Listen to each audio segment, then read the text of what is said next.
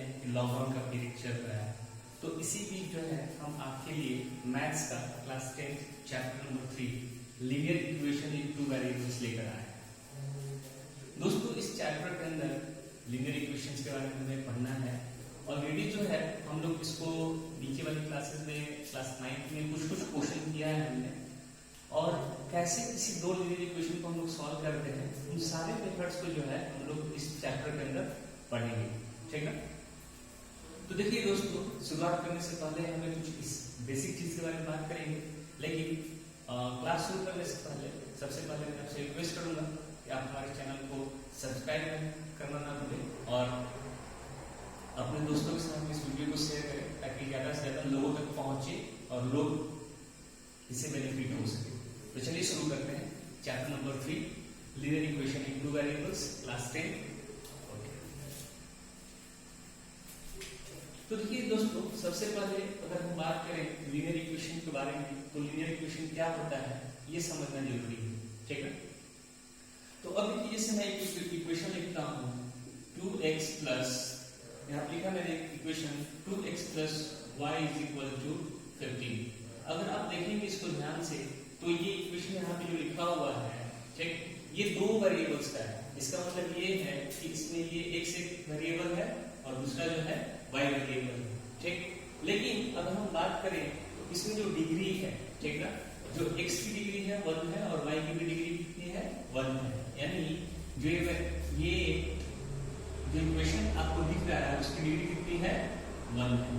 ठीक ना, तो देखिए दोस्तों, ये क्लास 9th में और 10th में ये सेकंड चैप्टर जो है पॉलिनोमियल, उसके बारे में हम लोग डिग्री के बारे में पढ़ चुके हैं ऑलरेडी। ठीक है, तो उसके बारे में हम यहाँ पर डिस्कशन नहीं करेंगे, लेकिन अगर हम आपको एक चीज बता देते हैं, क्योंकि जो linear equation in two variables को हमें सॉल्व करना है, तो इसमें पता होना चाहिए कि हमेशा जो है दो वेरिएबल्स आपको दिखेंगे इसमें, हमेशा x और y, तो दूसरा भी हो सकता है u v a b, कुछ भी हो सकता है। ठीक है, तो इसको जो है हमें यहाँ पे भी सॉल्व करना है। ठीक, देखिए अगर मान लीजिए हमें इसी इक्वेशन को, ठीक ना, अगर हम इसी इक्वेशन को y के टर्म में लिखना है, ठीक ना, y in terms of x, अगर मान लीजिए इसको हम इसको ऐसे भी लिख सकते हैं y in term of x। ठीक, इसको इस इक्वेशन को हम फर्दर सॉल्व करते हैं। ठीक है, देखिए कैसे होगा 2x plus y is equal to 15। ठीक है, मुझे इसको x y के टर्म में लिखना है। ठीक है, तो देखिए यहाँ पे कैसे करेंगे, इसको y कहीं तरफ देते हैं और जो ये 2x है हम इसको इस साइड लेके चले आएंगे। मेरा इक्वेशन क्या बन जाएगा 2x minus 15, यानी ये जो है y in terms of x। तो देखिए ये जो चीज है हमें ऐसा ही इस चैप्टर के अंदर करना पड़ेगा। बहुत सारे मेथड्स होंगे जहाँ पे ये चीज का यूज करना पड़ेगा। ग्राफिकल मेथड से अगर किसी इक्वेशन को सॉल्व करेंगे तो यहाँ पे हमें इसकी जरूरत पड़ेगी। ठीक है, तो इसी चीज को जो है हम लोग यहाँ पे इस चैप्टर के अंदर करने वाले हैं। आज ये पहला ये लेक्चर है, इस लेक्चर के अंदर हम लोग कैसे किसी दो लीनियर इक्वेशन को ग्राफिकल मेथड सॉल्व करते हैं उसके बारे में पढ़ेंगे। लेकिन उसके बाद हम लोग इसका जनरल जो फॉर्म होता है, वो जनरल फॉर्म के बारे में हम लोग इसके बारे में लीनियर इक्वेशन का जनरल फॉर्म होता है उसको हम लोग पढ़ेंगे। ठीक है,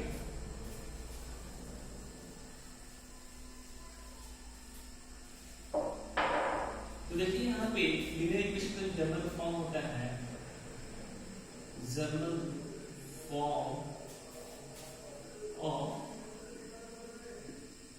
लीनियर इक्वेशन। ठीक है, जिसका जनरल फॉर्म होता है उसको भी हम लिखने जा रहे हैं। ठीक, देखिए क्या होगा ax plus by plus c is equal to 0, where a, b and c are constant terms। देखिए दोस्तों, यहाँ पे क्या है कि अभी आप ध्यान से देखेंगे तो इसमें a, b और c जो है वो कांस्टेंट टर्म है। लेकिन अगर हम बात करें, ठीक है, तो ये जो आपको टर्म दिख रहा है, ये जो लीनियर इक्वेशन है, ये क्या है, इसका जनरल फॉर्म है। ठीक है, अगर आपको अभी हम कुछ देर पहले एक इक्वेशन लिखा है मैंने, उस इक्वेशन को अगर आप इससे कंपेयर करेंगे तो आप पाएंगे कि ये इसी फॉर्म में था। वहां x के बारे में बात किया गया है, वहां y के बारे में बात किया गया था। ठीक, वहां उसके साथ कांस्टेंट टर्म भी जुड़ा हुआ था। देखिए यहाँ पे a, b और c है। ठीक है, तो ये तरीके का जनरल फॉर्म है। ठीक, और देखिए वहां पे हमने बात किया था y in terms of x। इसको भी हम कैसे कर सकते हैं, देखिए यहाँ पे कैसे इसको कर रहे हो, कैसे क्या रिजल्ट निकल के सामने आएगा उस चीज को आपको देखना है, ठीक है। तो देखिए इसको हम अगर फर्दर सॉल्व करते हैं तो इसको हम लिख सकते हैं ऐसे by माइनस सी, और इधर ये ax भी आएगा, उधर बन जाएगा माइनस ax, ठीक है। इसको थोड़ा सा आगे हम कर लेते हैं, लिख सकते हैं by ax minus x minus c, ठीक, ये इस फॉर्म में है, ठीक है।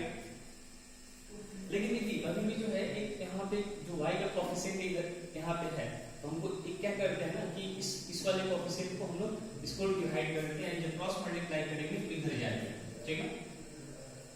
तो देखिए यहाँ से क्या होगा कि जब हम इसको नीचे ले जाएंगे तो जो हमारे पास इक्वेशन मिलेगा वो y minus a by b x minus c by b, ये हमारे सामने इक्वेशन है, ठीक है। तो देखिए ध्यान से यहाँ पे क्या है, जो y minus a by b x minus c by b, ठीक है।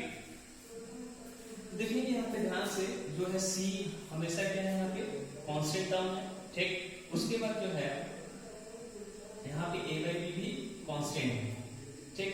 तो देखिए यहाँ से जो है ना हमें अब जो है ना क्लास 11 का कुछ बात जो है हम यहाँ पे अभी जानेंगे। जैसे देखिए क्या होता है, क्लास 11 में एक इक्वेशन आती है y mx plus c, ठीक है, y mx plus c। अब इसी इक्वेशन को जो है ना अभी हम लोग एक ये स्ट्रेट लाइन का इक्वेशन, ये जो है एक स्ट्रेट लाइन का इक्वेशन, ठीक है। तो अब देखिए यहाँ से क्या होगा ना कि जब हम इसको कंपेयर करते हैं तो अब पाएंगे कि जो इक्वेशन आया है यहाँ पे वो सेम टू सेम इस वाले के साथ मैच करता है, ठीक है। तो देखिए यहाँ पे क्या है कि हम लोग इसको क्या मान लेते हैं, ये जो है m मान लेते हैं, ठीक, और ये जो है इसको पूरे को हम लोग c मान लेते हैं, ठीक है। तो जो है हमें यहाँ पे मिल जाएगा स्ट्रेट लाइन का इक्वेशन, और चाहे इसको हम बोल सकते हैं स्लोप ऑफ लाइन। किसी भी लाइन का क्या है, ये एक स्लोप होता है, जब आप ग्राफ बनाएंगे ना उसमें ये स्लोप जो आएगा वो इसी फॉर्म में होता है, y mx plus c। और इसको क्लास 11 में हम लोग को ज्यादा डीप में स्टडी करना है, इसके बारे में हम उतना बात नहीं करेंगे। बस आप यहाँ पे ये समझ लीजिए कि जो किसी भी लीनियर इक्वेशन का जो जनरल फॉर्म होता है वो होता है ax plus by plus c is equal to 0, ठीक है।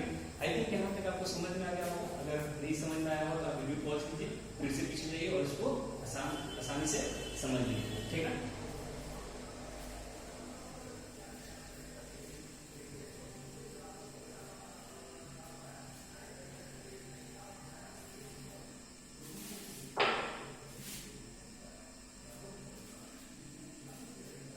चलिए कुछ क्वेश्चन करते हैं यहाँ से, और जो क्वेश्चन करेंगे तो समझ में आएगा, बेहतर तरीके से आपको समझ में आएगा कि हाँ ये कैसे हो रहा है, ठीक है। तो चलिए यहाँ पे क्वेश्चन है,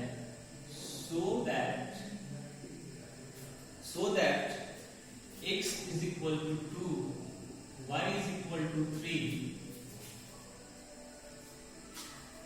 satisfy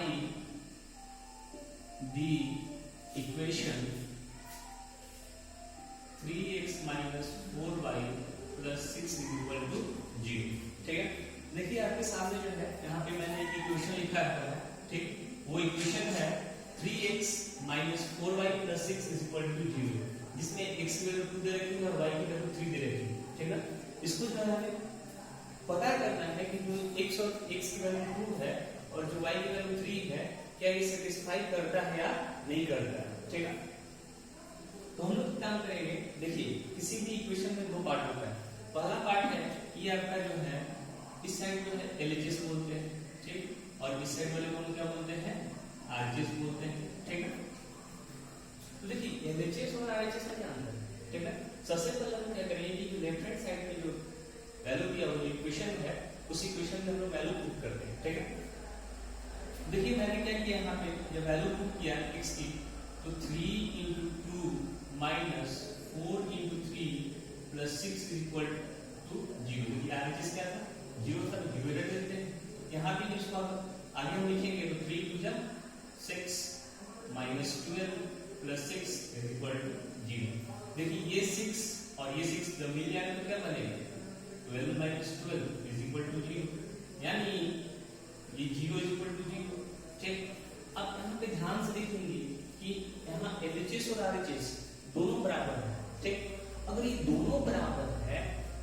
इसका मतलब ये होगा कि जो x की वैल्यू यहाँ पे दे रखी है और y की वैल्यू दे रखी है वो इस इक्वेशन को सेटिस्फाई करता है, ठीक।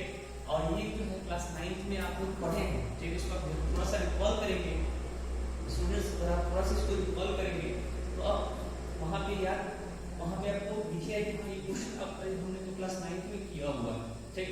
तो चलिए इस क्वेश्चन को आप ध्यान से समझिए, इसको उतार भी सकते हैं कॉपी में, वीडियो पॉज करके, तब तक हम आगे बढ़ते हैं, ठीक है।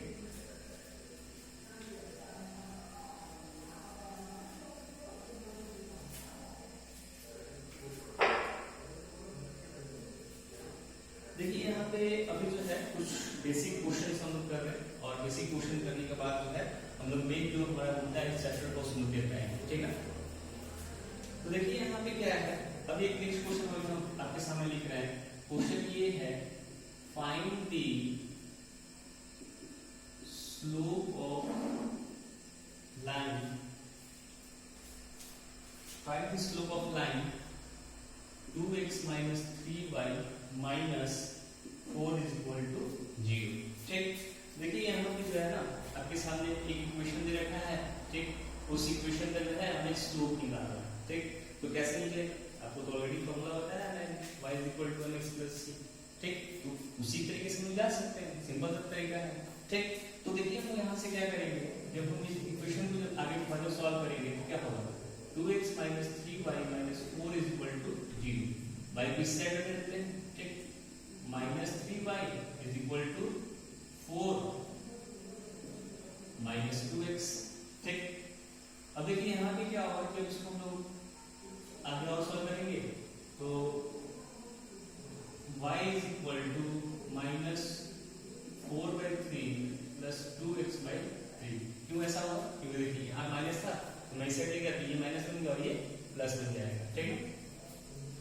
तो अब देखिए यहाँ से क्या होगा कि y is equal to 2 by 3x minus 4 by 3, ठीक। तो अब ध्यान से देखें यहाँ पे कि जो हमें y का वैल्यू मिला है 2 by 3x minus 4 by 3 और हमने थोड़ा पहले पढ़ा था कि y is equal to mx plus c, ठीक। इसका मतलब ये हुआ कि ये स्लोप ऑफ लाइन का इक्वेशन है, ठीक। और ये स्लोप ऑफ लाइन का इक्वेशन है, इसको मतलब ये इस फॉर्म में आ रहा है, तो यही यानी मेरा ये स्लोप ऑफ लाइन है और ये इसका आंसर हो जाएगा, ठीक है। अगर आप ध्यान से इसके साथ कंपेयर करेंगे तो आपको ये अच्छे से समझ में आ जाएगा, ठीक है। तो आप इसको क्वेश्चन को उतार सकते हैं, तब तक हम आगे बढ़ते हैं, ठीक है।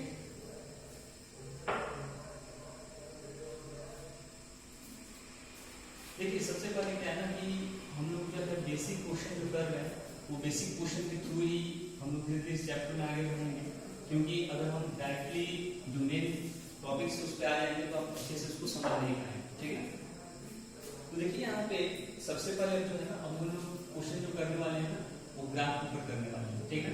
तो टॉपिक लिख देते हैं, graph of ax plus by plus c is equal to 0, क्योंकि यही मेरा क्या है, एक लीनियर इक्वेशन दिया हुआ है और इसके ऊपर हमें ग्राफ बनाना है, ठीक। मान लीजिए कि मैं एक इक्वेशन लेता हूँ, ठीक है। उस इक्वेशन कोई भी इक्वेशन हो सकता है, मान लीजिए मैंने लिया 2x minus y plus 3 is equal to 0, ठीक है। ये मैंने इक्वेशन ले रखा है। तो देखिए इसको कैसे ग्राफ पे प्लॉट करना है, इसको कैसे ग्राफ पे प्लॉट करना है, अगर ये आप जान जाएंगे तो ये चैप्टर का जो ग्राफिंग सिस्टम है उसको आप अच्छे से समझ जाएंगे, ठीक है। तो चलिए इसके ऊपर उसको समझते हैं कैसे करना है, ठीक। तो देखिए यहाँ पे क्या है कि 2x minus y plus 3 is equal to 0 लिखा होगा, ठीक। तो सबसे पहले हमें y की टर्म में चेंज करना पड़ेगा, ठीक। तो इसको हम ऐसे लिख सकते हैं, y is equal to minus 2x minus 3 हो सकता है। देखिए इसको जो हम इस साइड लेते हैं तो प्लस था तो ये माइनस 2x हो गया और ये प्लस में था ये माइनस हो जाएगा, ठीक। लेकिन यहाँ पर देखिए अभी भी जो है ना यहाँ पे माइनस y जुड़ा हुआ है, माइनस है इसके साथ, तो इसका मतलब ये कि अगर हम इसको इस साइड ले जाते हैं तो हमारे पास जो मिलेगा वो हो जाएगा 2x plus 3, y is equal to 2x plus 3। तो देखिए इसे जो है ना हम ग्राफ पे प्लॉट करना है, इस इक्वेशन को ग्राफ पे प्लॉट करना, और क्लास 9 में आपने किया है इसको, ठीक। तो फिर भी इसके बारे में हम लोग थोड़ा सा सीखेंगे तो मजा आएगा। तो चलिए हम इसको यहाँ पे काफी प्रोग्राफ कर देते हैं ताकि हमें अच्छा जब इसको सॉल्व करके बस याद रखना है, ठीक है। तो हमारे सामने जो इसको सॉल्व किया उसके बाद आया हमारे पास y = 2x + 3, ठीक। अब देखिए जब इसको ग्राफ पे प्लॉट करेंगे ना तो हमें कुछ वैल्यू सोचनी पड़ेगी, ठीक। तो मान लीजिए सबसे पहले जो है हम कैसे बॉक्स बनाते हैं इस इक्वेशन के लिए, ठीक है। कम से कम मिनिमम में 2 वैल्यू लेनी होगी, ठीक। इसको ऐसे मैंने लिख दिया, इसमें x और इसमें y, ठीक। मान लीजिए मैंने यहाँ पे x की वैल्यू 1 पुट की, इसकी जगह पे मैंने कितनी वैल्यू पुट की, इसकी जगह पे मैंने 1 पुट की। जब इसको सॉल्व करेंगे तो क्या होगा, 2 × 1 2 + 3, यानी 1 पुट करने पे इसकी वैल्यू कितनी है 5 आ गई, ठीक। फिर उसके बाद देखिए यहाँ पे अगर मैंने 2 पुट की तो 2 × 2 4 + 3 यानी 7। तो इसी तरीके से जो है आप अपने से कोई वैल्यू एज्यूम कर सकते हैं जो x और y को सेटिस्फाई करे, ठीक है। अब देखिए यहाँ पे क्या है कि मुझे वैल्यू मिल गया है, इसको ग्राफ पे कैसे शो करना है ना, इसको हम लोग देखते हैं, ठीक। तो अब सबको पता है कि ग्राफ क्या है। जैसे मान लीजिए कि मैंने ये एक वर्टिकल लाइन ड्रॉ किया, उसके बाद जो है एक हमने हॉरिजॉन्टल लाइन भी ऐसे बनाया, ठीक। तो देखिए ये जो है x एक्सिस है, ठीक, और ये x का एक्सिस को मानते हैं, और यहाँ पे जो है वो y एक्सिस है, और यहाँ पे क्या है y एक्सिस, ठीक। अब देखिए जो ये इस साइड जो होता है ना वो RHS में वो पॉजिटिव होता है और इस साइड नेगेटिव होता है। उसी तरह से y में अपर साइड में पॉजिटिव होता है और नीचे साइड में नेगेटिव होता है। और यहाँ पे ना इसको हम लोग ओरिजिन बोलते हैं, इसको हम लोग O से या रेडियो लिख देते हैं जैसे कि।